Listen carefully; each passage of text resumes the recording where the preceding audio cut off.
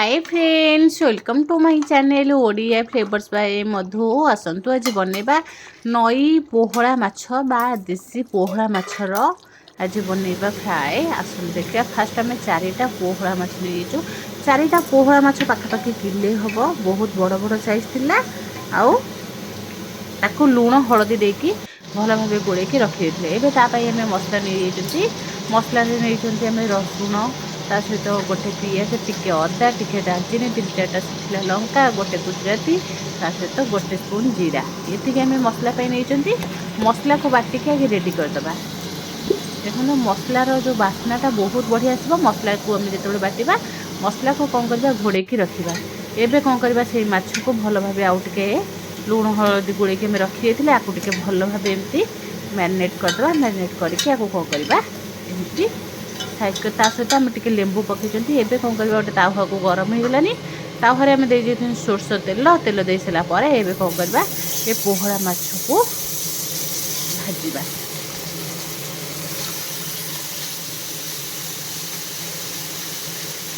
माछ को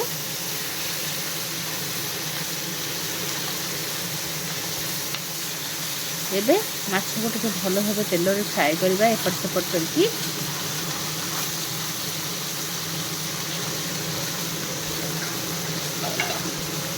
एबे कौन करवा घोड़े घोड़े को 2-3 मिनिट कहीं छाड़ीदे 2-3 मिनिट पर आउ थे उल्टे ना माछ जेहेतु बहुत बड़ बड़ टी आम जो उल्टेबा टे देखिए उल्टेबा ना तेल ऊपर भी पड़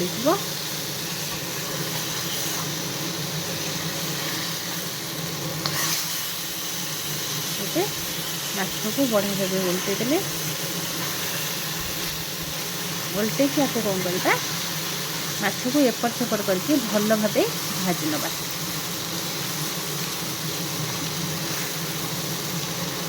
गोटे पटे यही भाव आम नाली पकई माछ को भाजले जिते आम माछर फ्राए बनवा बहुत बढ़िया लगे खावाई एवं कौन करवा आउ टे आम तेल आधे पकई आउ टे घोड़े छाड़ीदे माछटा टे भल भाव भाजी देखो माछ बढ़िया भाव भाजी जानी माछ को जो भाजवा बेसी ड्राए करके भाजबानी टिके एमती माने माछ टिके एमती नरम नरम थी भाजले बहुत बढ़िया लगे खावाई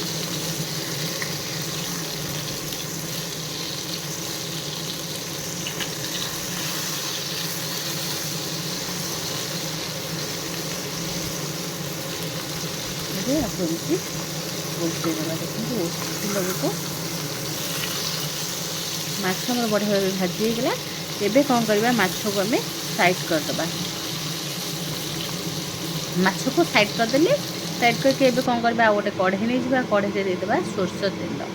सोरिष तेल आम पाखापाखि गोटे स्पून दे दी तेल को टे गरम हवा छाड़ीदे तादे गोटे तेजपत्र गोटे स्टार फूल टिके डालचीनी दबा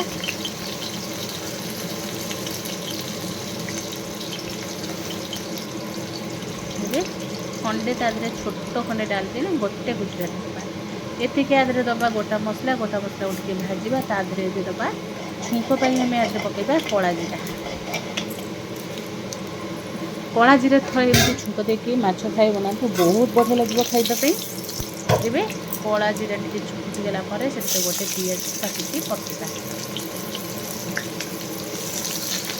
पियाज को कौन करवा टे तेल रे भल भाव भाजवा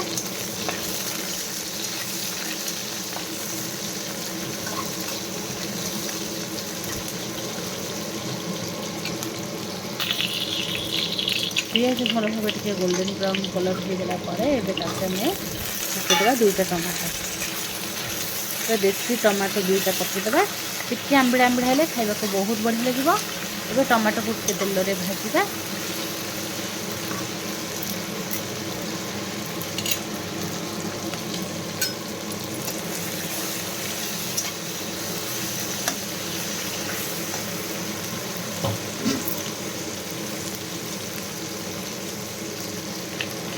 से दबा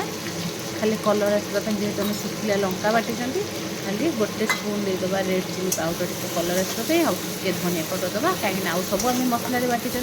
आउ कौन सुखिला मसला दबा ना खाली हल्दी पाउडर टे देदेबा हलदी पाउडर गोटे स्पून देदेले देकी टिके तेल भल भाव मसला को टिके भाजी नवा।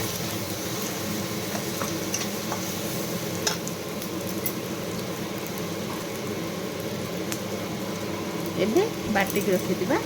मसला को देदेले मसला जितेबाला भी आम बाटा मसला को घोड़े रखा। आगे पाखापाखि आम 2 स्पून मसला दे देते कहीं बेसी मसला देले टेस्ट भल लगे। कम मसला देती जो आम माछ फ्राएटा बनवा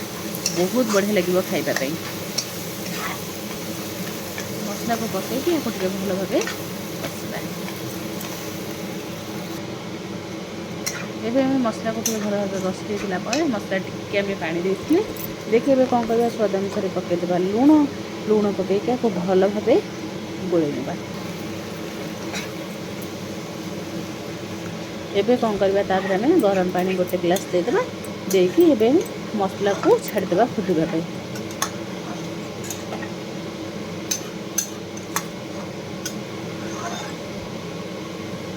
मसला भल भाव ये कौन करवा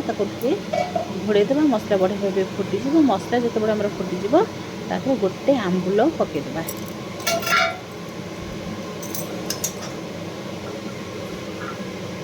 जदि आंबुल न अच्छी ताला तेंतुड़ी भी पानी करके देपर टे खटा खटा लगे खाइबा बहुत बढ़िया लगे। एवं आम आंबुल खंडे पकई देते पकई सारापर तार माछ पकईदेवा।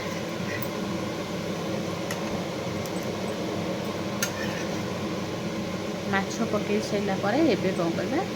आपको घोड़े देवा घोड़े की 5 मिनिट छाड़ीदेवा माछ को भल भाव फुटा।